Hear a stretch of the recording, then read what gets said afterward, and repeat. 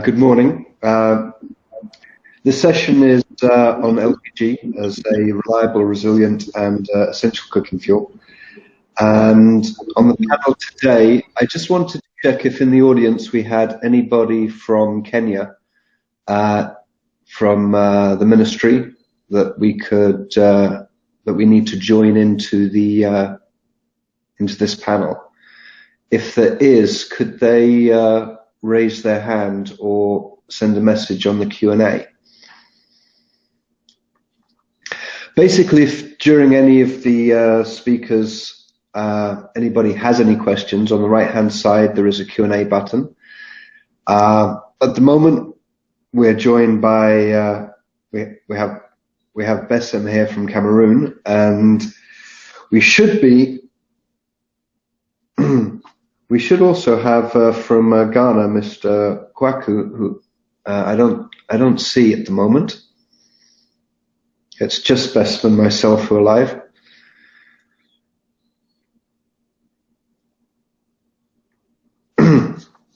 Okay, well, let's moving on whilst we try and collect the others to the stage. Bessem, can you give us a little introduction as to what's been happening in Cameroon in terms of LPG demand, especially given the impact of COVID, and how and the changes and the challenges that you've been facing? Okay. Good morning, everyone from Yaoundé, Cameroon. Sitting here in the capital city. If we look back 2015 to 2020, we realize a very sharp increase by 30% of LPG consumption in the country, moving from about 93,000 metric tons to about 134,000 metric tons in 2020. And I think for us in Cameroon, we were not greatly affected by the COVID. Initially, around the month of April, of course, we all had the fear, and we foresaw that there was going to be some time spent, given the fact that most of the crew that brought in the LPG, since most of the LPG is being imported, they needed time to go for their COVID tests before they could start work. But eventually, that died down, and the COVID really did not affect. It instead increased the sales of LPG in country, because over 92% of the LPG consumption is done in the households. And since everybody was indoors, the children were home, everybody was working from home, we saw a very sharp increase in 2020. And for Cameroon as a whole, the government strategy has never really been to have 100% penetration of LPG, given the fact that there's this wide difference between the urban areas and the rural areas. So the strategy, as adopted in the master plan and reiterated in the Sustainable Energy for All program, saw the government placing potential use of LPG at 58% achievement by 2030. And this is supposed to be backed up by other clean sources of energy for cooking, mainly biogas, use of charcoal for the improved cook stoves. So we could see that around 2014, we had a 25% of the population using LPG, and by 2020, when we closed, we're already at about 30%. This gives us a per capita consumption of 5.1. It is true that we are still lagging behind versus 7.1 per capita income that was projected for the year 2021. And this has been as a result of the fact that the country has been having some issues, particularly around infrastructure and logistics. The primary infrastructure in terms of receiving the LPG into Cameroon, over almost 100% of the LPG now is being imported, because at the 2019, we had the refinery that went on fire, and from May 31st, 2019 until now, it's still not functioning. We had a backup at the Kribi port where LPG was being transformed from natural gas. That initially could give about 2,000, 2,500 tons per month. But as of last month, it is shut down for refurbishment. So we have all the LPG which has to be imported for the country. But the government, given the fact that they are operating under a fixed price regulated system, ensures that LPG is being imported and on time. But the issue is with the infrastructure and the logistics. We don't have sufficient primary storage because the company that is responsible for that, the National Logistics Company, has been having some challenges around LPG. You know, LPG for them is just a byproduct from the refinery, so a lot of investment does not go in that direction. But the government has ensured that even though the shareholding is 51% government and 49% private sector, the government is trying to ensure that by 2022, there is budget meant to increase that storage. And even at the level of the infrastructure, you know, Cameroon has 10 regions, and 3 of the regions which are highly populated in the far north, there's usually difficulty accessing them.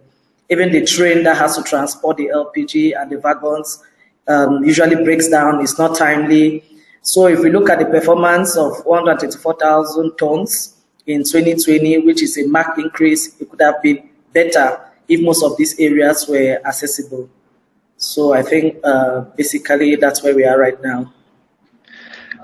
In terms of, as it's just the two of us for now. Yeah. In terms of private distributors within Cameroon, is it? Do you see it? Is it very competitive? Are there many?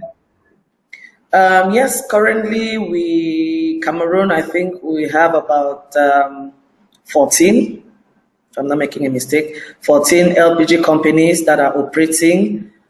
I think the area where there is competition, of course, everybody wants to stay in the urban areas. And the 2 key cities, we have Yaoundé and Duah.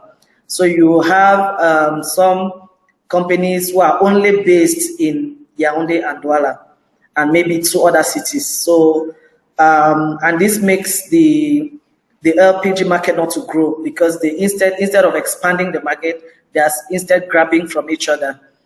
So at the same time, there are others who are quite big. They are the ones who try to go to the extreme north, far north, in areas that are not very accessible. So there's a little bit of competition, but I think everybody has their space. There are marketers who have been there for a very long time, and they are still performing very well. So for us, the competition is around the urban areas. Everybody wants to be in town, and the suburbs are being neglected. Which is quite typical of. Exactly. And so, would you say that most of the 30% penetration you have a good coverage of all the income classes within urban areas, or is it mainly the middle and upper income areas? It's mainly the middle and upper income areas that have access until now. So that figure of 30%, most of it is coming, almost 75% is coming from the urban, middle class and upper income areas. Yeah, like I said initially, there are some regions, especially in the far north region and the east, where we have most of the rural population who are into agriculture. So until now, when the LPG is available, the LPG companies focus on where they can sell and they can have a rapid turnover. So yeah, that's what happens. And the sales are mainly going through home cooking. You're not seeing the marketers penetrate into industry. In industry, is because they have other competition. They have natural gas that the companies use. They equally have electricity. But they've seen that there's a fast turnover in household. It accounts for 92%. The LPG consumed in Cameroon is from households. So they rather focus there, even though they have some coming from industries, and they have some coming from commercial food vendors like restaurants and hotels. But the main focus is on home cooking. I think if they have, since the industries can have options, the LPG itself is not sufficient for home cooking. So I think it's better that the industries use the other options that they have, natural gas, electricity, and allow the households to use the LPG for their cooking. Okay. We have a question in from David Appleton, who I don't know if you can see on the Q&A, but apart from thank you, great overview. He's asking whether you can elaborate a little bit on the local pricing approach. So are the prices regulated or connected to the international markets? Yes, that is something that the government from start has always wanted to sustain and to make the market stable for the consumers especially. So the market operates under a fixed regulated price system. So no matter the changes in the international market, it does not affect the local consumer. Is not aware that so the government subsidizes on the extras. So so the prices are stable all year, except there is something that affects a change, but it's a fixed regulated price system. No matter the changes in the international market, the price does not change.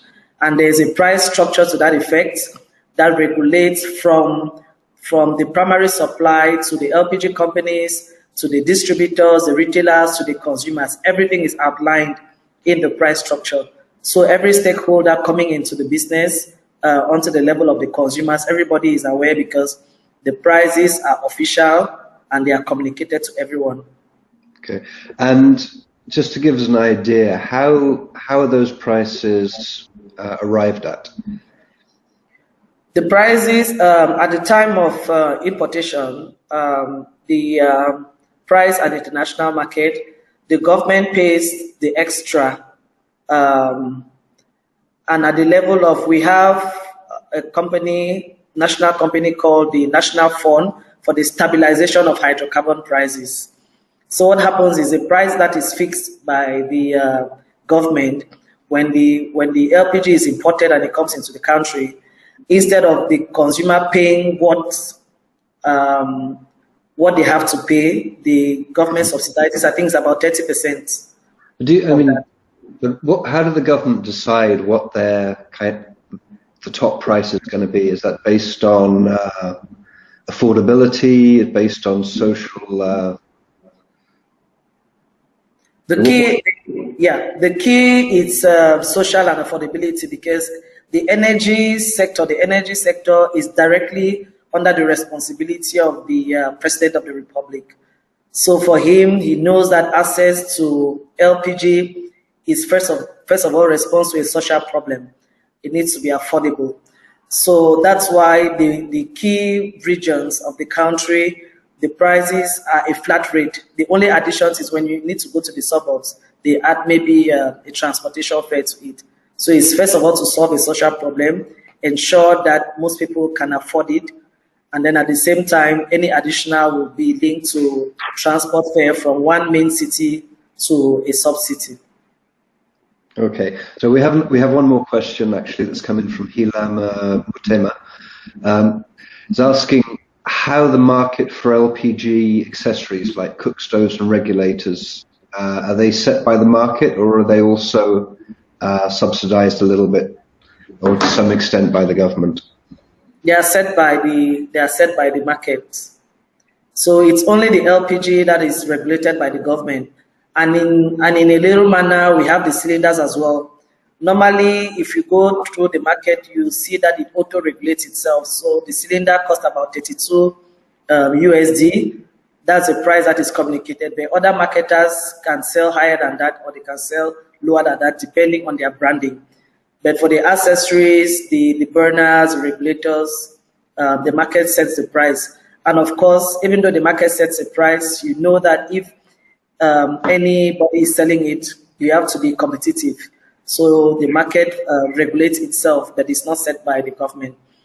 And I think there we even have, for me, I would say that for the burners, there's really need for Cameroon to think about having a local production of the burners that are used, because most of them that come into the country, they are such low quality, taken from the example of the microfinance program that was organized with the government and the Global LPG Partnership.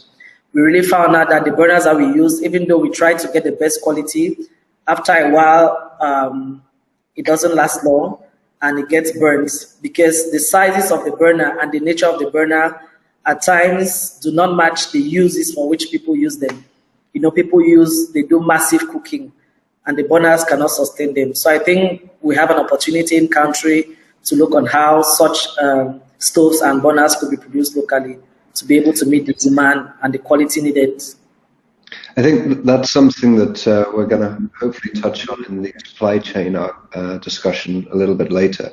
But it's definitely an area which seems to be overlooked in many cases, which is the burners and the suitability of the burners for what they're actually being used for. Exactly. Given that they're such an essential, in effect, the most important thing for the consumer in many ways, aside from price, because it determines the efficiency of their use of LPG in many ways. Yes, besides price is first of all availability and accessibility of the LPG itself. Because just like I mentioned earlier, when we carried out the microfinance program with the Global LPG Partnership, we realized that most of those areas that we considered poor or we considered like semi-rural or semi-urban, pricing was not the issue. Availability and accessibility was the issue because we found some households who had started using LPG because they could not find it anymore. They had to go back to their wood and charcoal. So besides price, we have availability of the LPG in the different regions. That really determines if they would use it or not. Because it's only when it's available that they can know if it's good or not. It's only when it's available that you can, share the benefits of using the LPG. But if it's not, they won't even know what you're talking about. So besides price, besides affordability, we have availability and we have accessibility, which are key factors. Mm-hmm. Okay. Yeah. Well, look, thank you for holding the fort for the last 20 minutes. You signed up for a one-on-one interview. There's one more question which came in from David Tyler, which is, are there any regulations restricting the traditional fuels like charcoal and wood from being used? Not yet. Not yet. We do not have such regulations yet, because when we look at the use of charcoal, wood, and the other solid fuels, we see that in most regions they have them for free. So when we look at the usage, we have regions where people buy the wood and charcoal, and others where they have it for free. So the government thinks it will be difficult to regulate fuel like that they have. They can just go behind their homes and grab the wood and use. So no, there are no restrictions for that. So the only way the government can counteract or to mitigate on that is to share most on the benefits of LPG and change of mentality, hoping that when they know the effects of them using wood and charcoal, they will switch, but there are no restrictions on that. So the government focuses on education and sensitization on the benefits of LPG for their health, most especially, and for the environment. Okay. That's interesting. It's whilst firewood is free, you can still, if you have it in your back garden, but it's still clearly something that could be regulated if there was a political interest. Yeah, Max, I just wanted to share one more. Please. One more. We are trying to. Cameroon is trying to combat the deficiency of LPG from refinery or from natural gas. So currently, we are working with there's a Ministry of Environment and the Global LPG Partnership who are looking into the possibility of going into bio-LPG, because we have massive municipal wastes that can be exploited to that effect. And the government sees huge potential because the LPG that could come from that bio-LPG could help complement the fact that the national refinery is down. We don't have enough coming from the Kribi port, and equally to sustain the the LPG that is imported. So that's a new direction that the government is considering to go into bio-LPG. It's a project that is still at the start, and areas where the government of Cameroon may need help is carrying studies around assessing the potential of bio-LPG into the country, and of course, having financing for low-cost financing for the private sector. I just wanted to check that. Yeah. No. We have plenty of time. We're still waiting for the representatives from Rwanda, Ghana, and Kenya to join us. Okay. So I believe we have Ghana about to arrive. But in the meantime, Wanjiku, maybe you could talk a little bit about what we've seen in Kenya over the past year. Thank you, Max, and thanks, Bessem. Always a pleasure to listen to you, and congratulations on the improvements that you continue to make in upscaling the use of LPG in Cameroon. Thanks. So in Kenya, very interesting, as you may have seen in the public domain, and I can confirm that there was an increase, actually a significant increase of LPG usage during the period where we discovered a first case of COVID right up to the end of it, if I may say, last year. And interestingly enough, LPG in Kenya was included as an essential product under the essential services, which means that even during the semi-lockdown, LPG was included in other essential services, and the essential services included, of course, the medical, security, petroleum, lubricants, and we also got LPG included as an essential service. And this happened in the backdrop of the country banning logging, which is the cutting down of trees for use in burning of charcoal, and charcoal burning was also banned, which means that during the cessation period or during the lockdown period where you couldn't cross over from one county to another, you couldn't then transport the charcoal or the logs, in this case the firewood, across the country, because first of all it's banned, but secondly those are not listed as essential services, while LPG was. The other thing about LPG, in terms of how it presented itself during this period and continues to present itself as a reliable, resilient, and convenient household cooking fuel, is the ease of accessing it. And I don't want to take over the roundtable that you're going to have on the supply chain innovations, because the innovations around supplying of LPG were actually triggered a lot more, or were enforced and reinforced during the lockdown period, because you can imagine all you need is actually the vessel in the form of a safe cylinder to access your LPG. In terms of cost and affordability, I don't think it could have come at a better time. And for me, I think these are some of the best experiences that we have learned from COVID on account of increasing the consumption of the LPG footprint in the country and the innovations that come with it.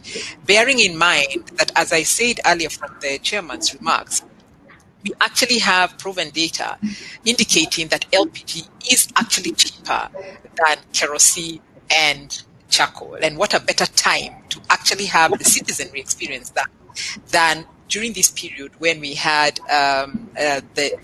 we call it the semi-lockdown here. So even if people had less money in their pocket, they were able to purchase LPG either using the technology available from buying what it is that you can afford when you can afford it. That's number one. But also number two, the cost of LPG, whether it was 6 kg or 13 kg, was actually cheaper and taking longer, and was easier to budget per household than it was to budget the alternative. So that's why there was actually a significant increase in Kenya.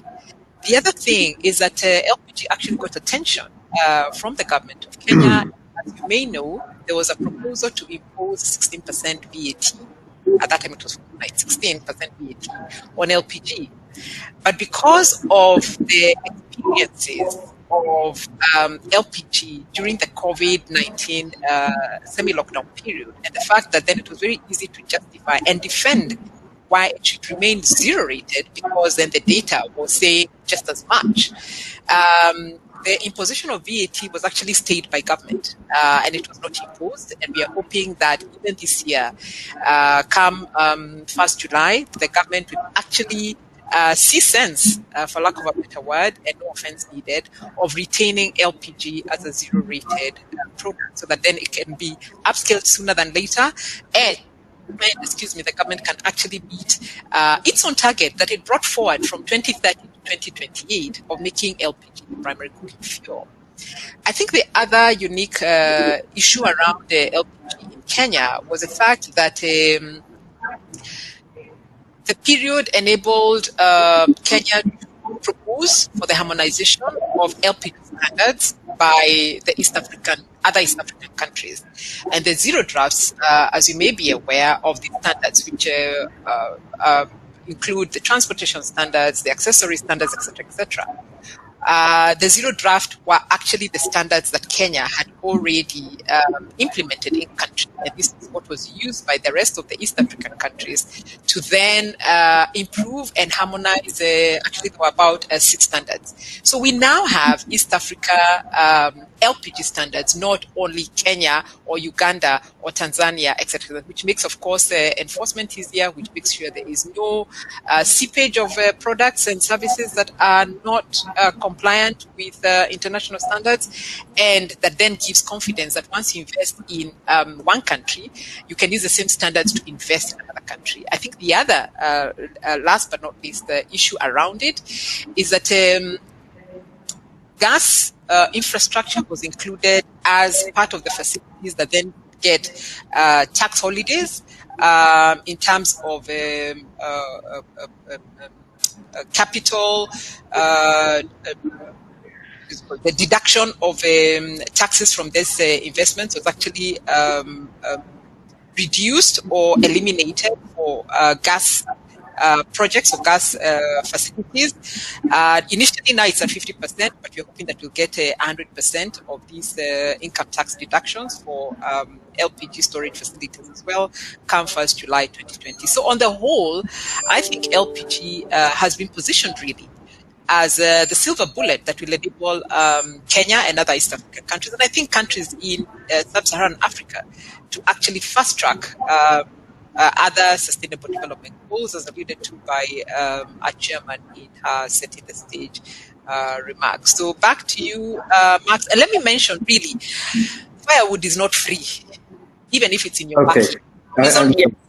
I'm talking from the consumer's concept. When you see the wood outside, that's free. From the consumer's concept, Max, because I'm talking about the third-party externality.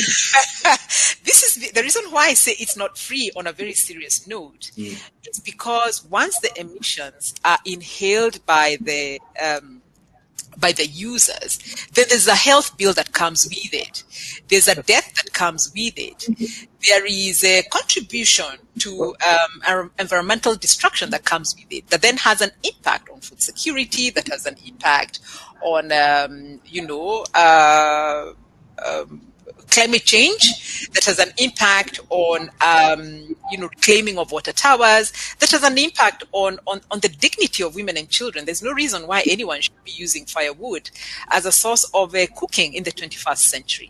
So there is no free in that respect. And I always say this to development partners who always want to package or still have the false narrative that LPG is expensive while firewood is free. I think that's a narrative that we really need to get away from. I would agree with you on the narrative. That's almost more educational than a narrative, because the concept of somebody that is living on a few dollars a day, if they're lucky, is that it's free, because they don't have that longer term. They're not thinking about what's happening in 6 months' time. They're thinking about what's happening today when I need to cook food for my children. But that aside, I think I wanted to ask you a little, and the same for Bessem actually, is with COVID and the attention that COVID has brought, and obviously there's been there has been a lot of discussion about this globally, but it is a pulmonary issue. It causes major issues. I mean, it's raised the conversation pretty much globally as to air, as to breathing, as to your lungs. Is that something that LPG can tap into sounds a little bit mercenary, but is it something that it can be added on an educational basis? Absolutely, and I'm sure Bessem will have pitch into this as well. And let me say that, in fact, one of the defense of the justification that we used to advocate and convince government that they must keep LPG as cheap as possible and keep it zero rated is the fact that it actually has been confirmed through a scientific study. And we always refer to the study by the University of Berkeley that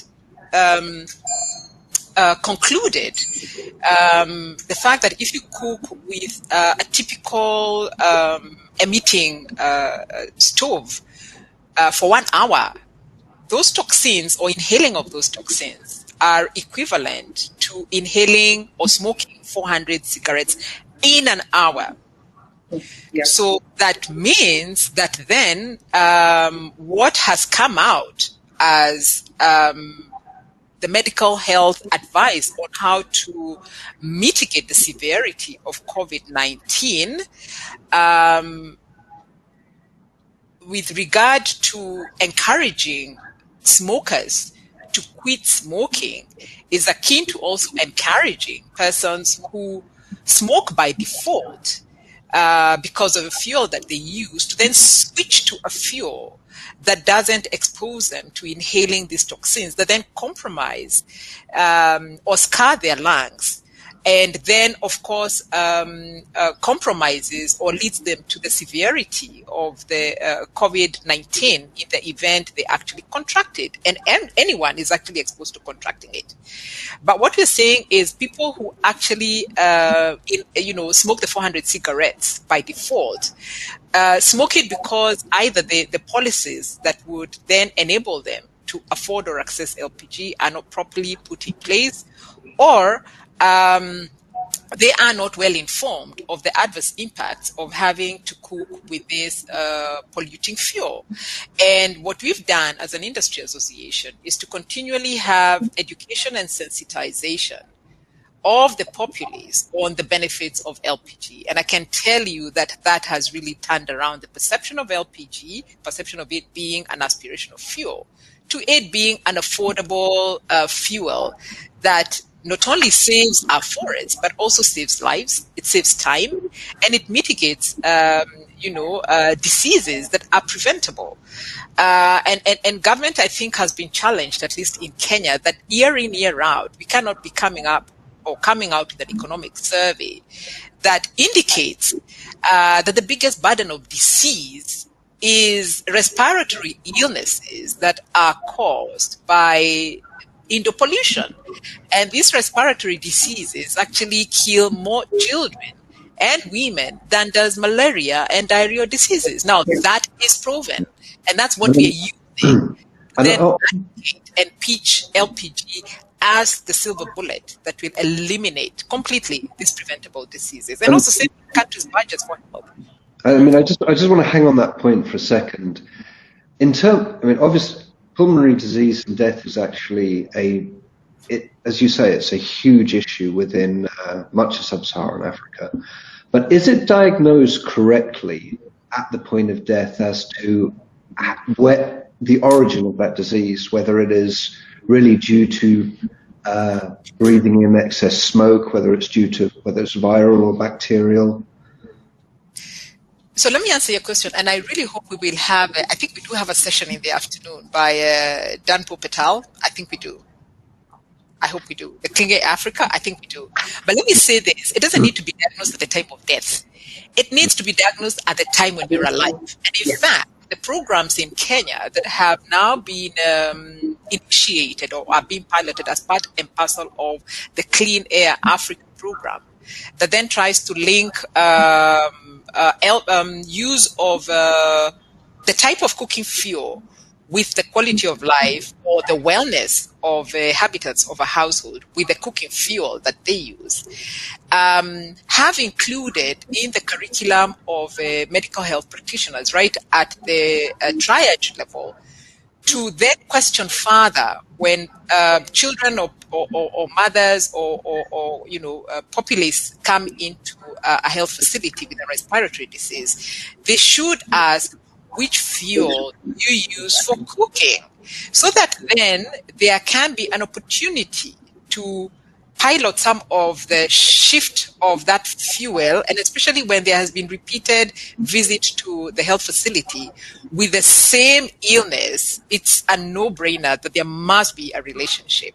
So, and it has made tremendous improvements in terms of empowering the women to then take responsibility and switch the kind of fuel that they're using, so that then they can save their lives and the lives of their children.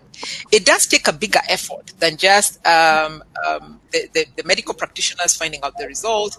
And I think this is where we are saying that the ownership of my choice must be mine, even as the government puts the policies and the regulatory framework to ensure that then my choice is guaranteed and I can access and afford this LPG. Because really, and I'm not sure it is unique for Kenya, there is a right in the Constitution and the Bill of Rights, a right to health.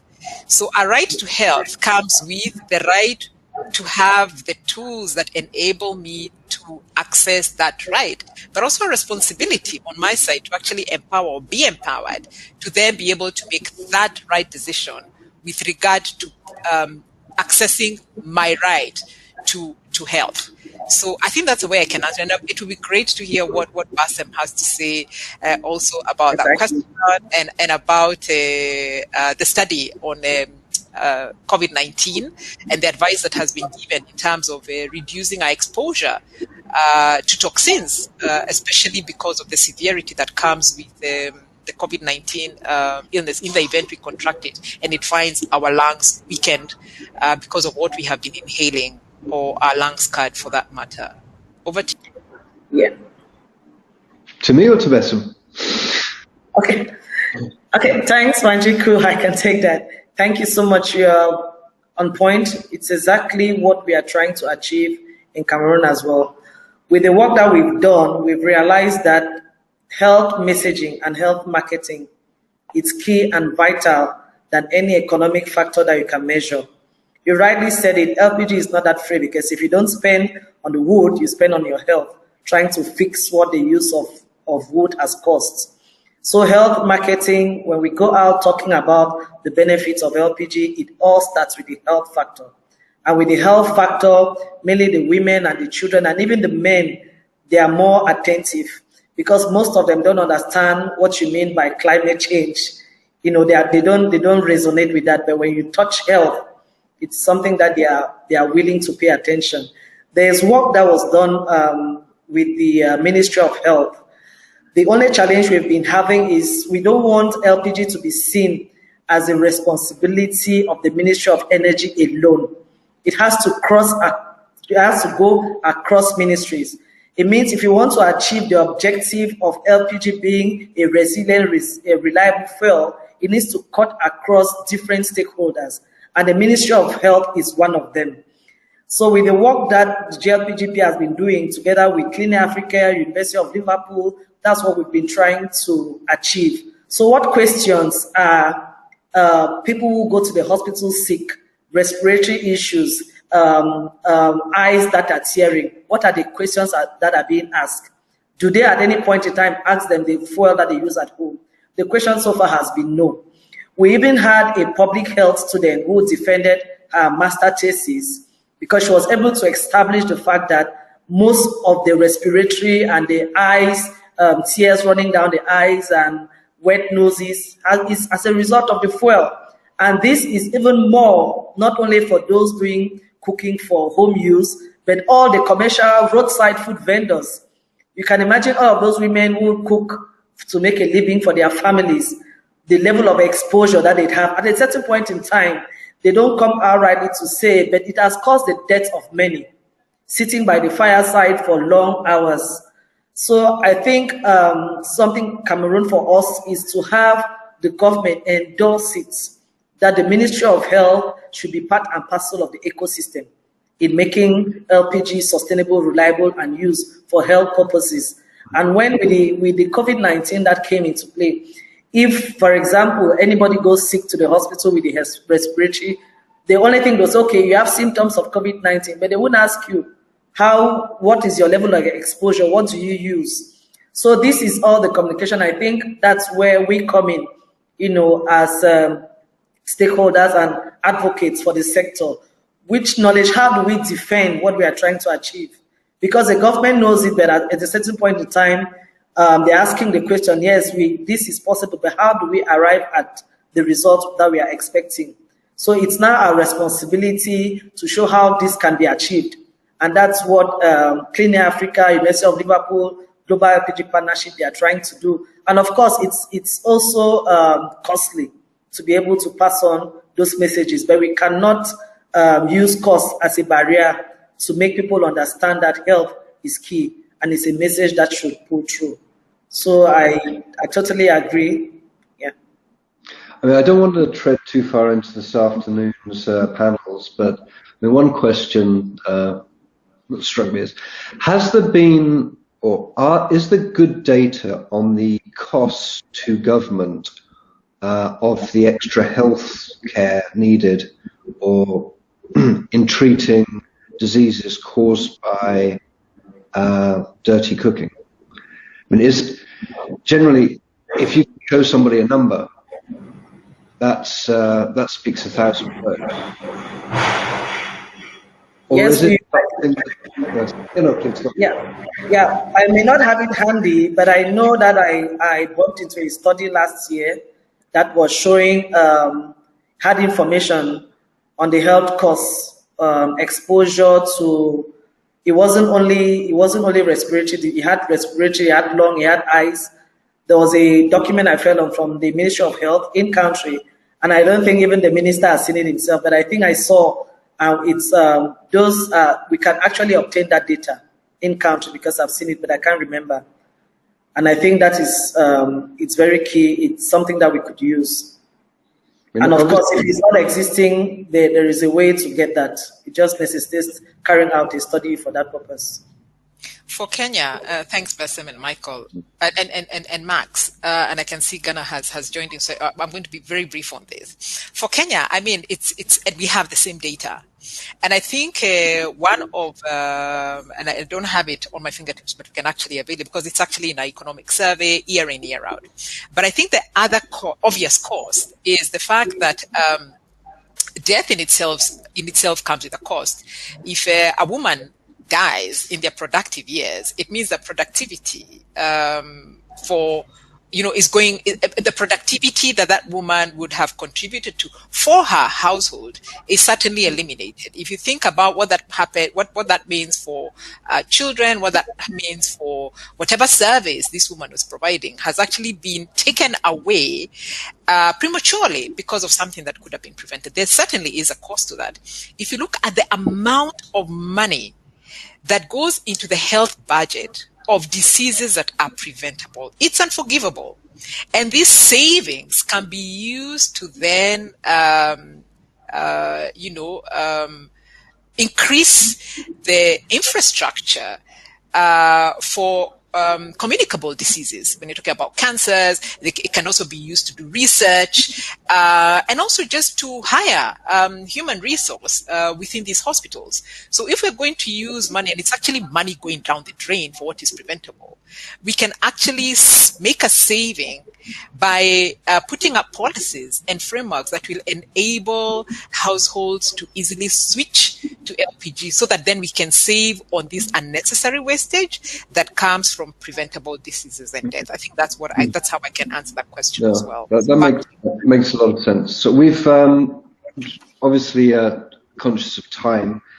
We've just been joined by Ghana and Mr. Kwake, and I hope I say this correctly, Agyemang Duah. If I didn't, I apologize. I believe you're on mute. Welcome and thank you for joining us. If you could maybe tell us a little bit about what's been happening in Ghana over the past year with LPG, and I think you're still on mute, sir. Yes, I'm on mute now. Good morning, Wanjiku, and good morning, fellow African senior representatives. Decision Goers and cherished viewers. Good morning to you all. It's a great pleasure being here to talk about LPG for Ghana. Our story predates 1989 when government started champion LPG. Basically, the idea of it was a deafforestation issue. It wasn't for health issue. And so we had so few LPGs in the country. And the government in the 1990s started to do the CRM. But the CRM policy couldn't last so long because people were reluctant to release their cylinders for a new one. And at some point, they thought that the new one coming for exchange were dirty. And we didn't have enough cylinders at the time. So the program couldn't continue. Until 2010, when the Energy Ministry introduced Energy Sector Strategy and Development Plan, which included a target of 50% LPG. It was to be achieved through development of LPG infrastructure. And we traditionally had been using the system where we go to fill LPG at the station. And even at 2010, we could not even achieve it. It was not a serious plan until 2015, when we decided to embark on access to LPG for Ghana population, not to achieve 50% of those to receive, because here we find ourselves, we have a lot of gas coming from our Jubilee fields, and we need to start finding a way of consuming the gas ourselves rather than exporting, and also continue our deforestation program. And that was the main drivers for the government to get through with the LPG consumption. Then, just some few years ago, we started looking at cylinder recirculation because we realized that our neighbors here, that's Côte d'Ivoire, have been using the cylinder recirculation model, and we realized that there are a lot of good things about it.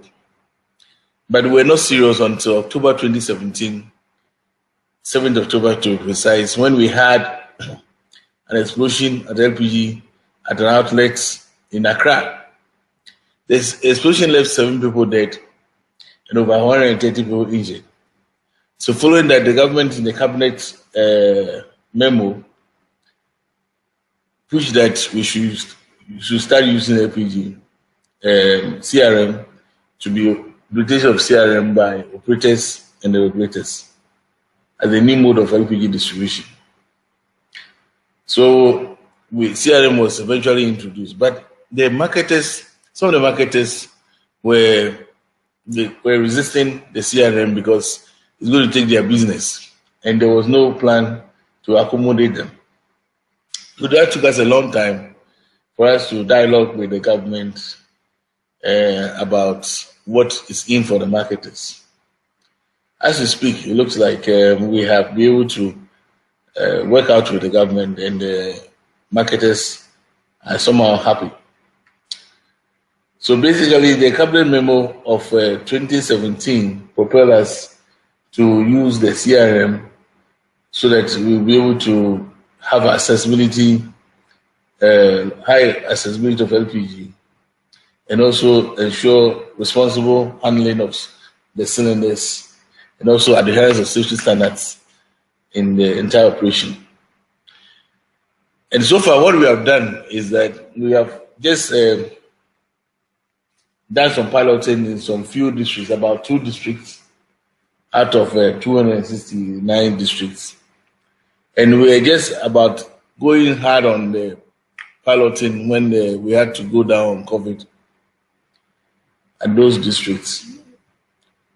But what we have done is that we have bottling plant operations, which we have had those ones.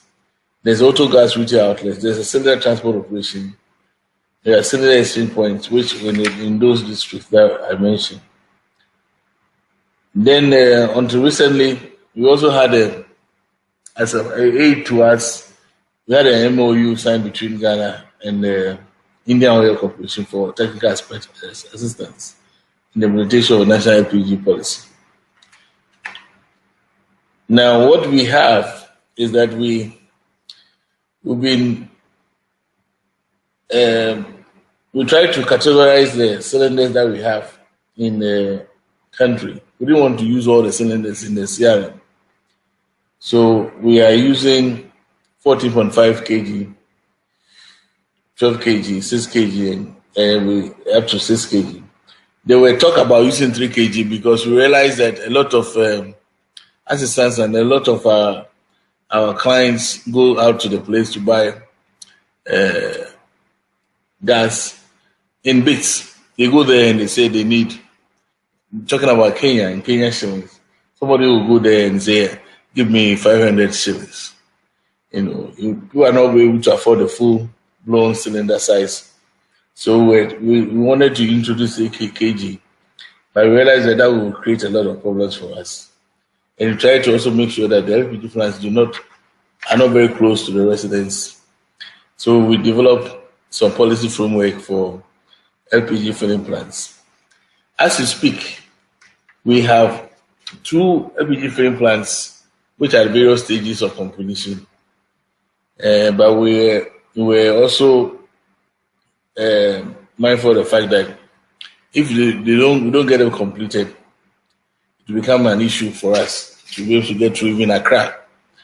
So we are not even piloting Accra now because Accra is so densely populated that we want to make sure that we got everything right before we get to Accra. Now, talking about challenges.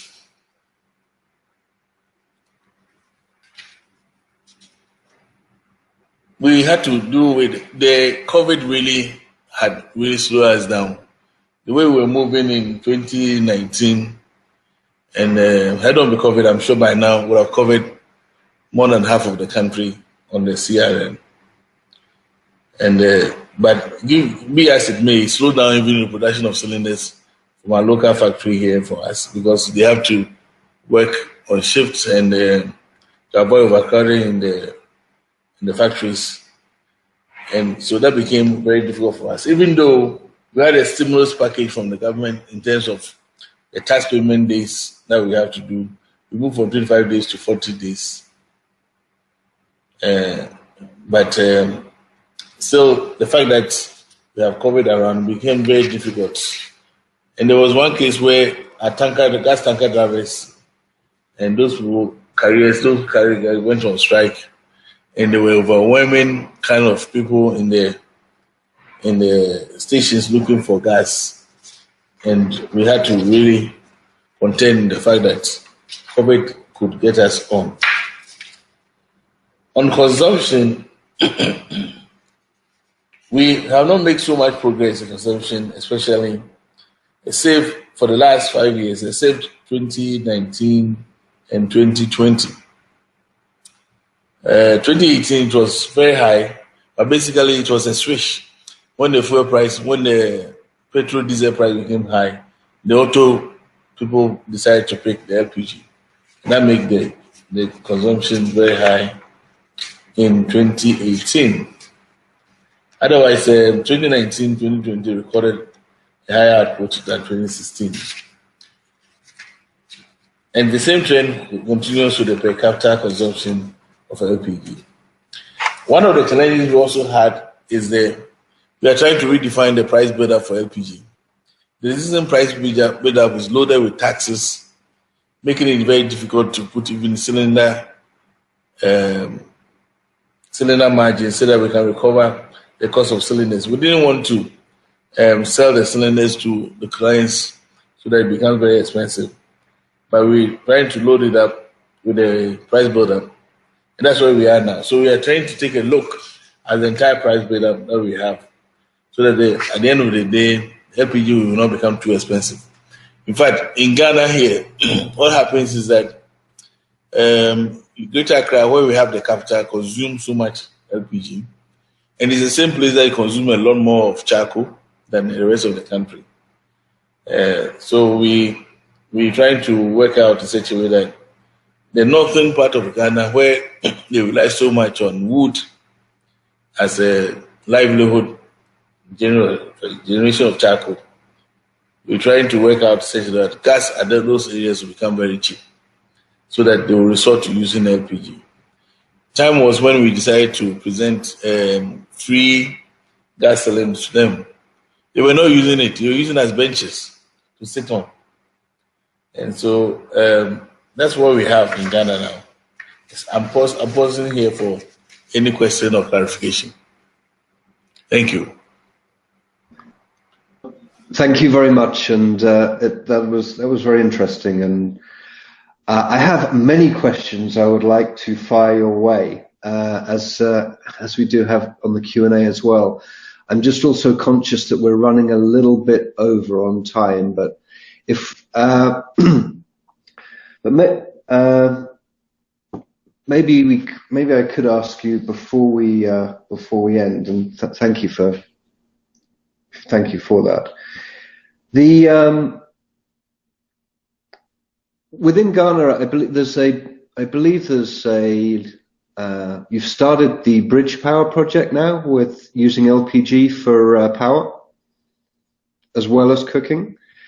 Is that leading to better, lower prices in the country due to a larger volume of imported LPG? So are you seeing prices fall because you're using more LPG locally?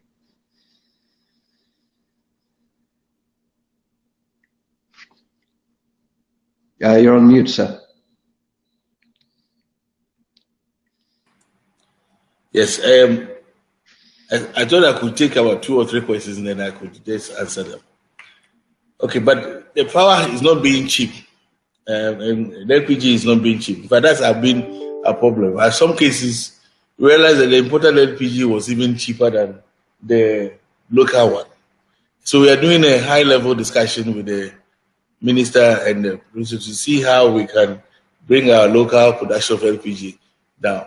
And our local LPG that we have is propane rich than the one we import, which is butane rich. So the price is something that we have always been talking about, and we now set up a team to look at what will really make up the price made up so that it will be very competitive and we can get a lot more people using LPG, either for power or for domestic consumption. Okay, no, that's interesting. Okay, but I'd like to thank everybody for attending, and quite like to wrap up here and move on, just because we are running 15 minutes late now to the next session.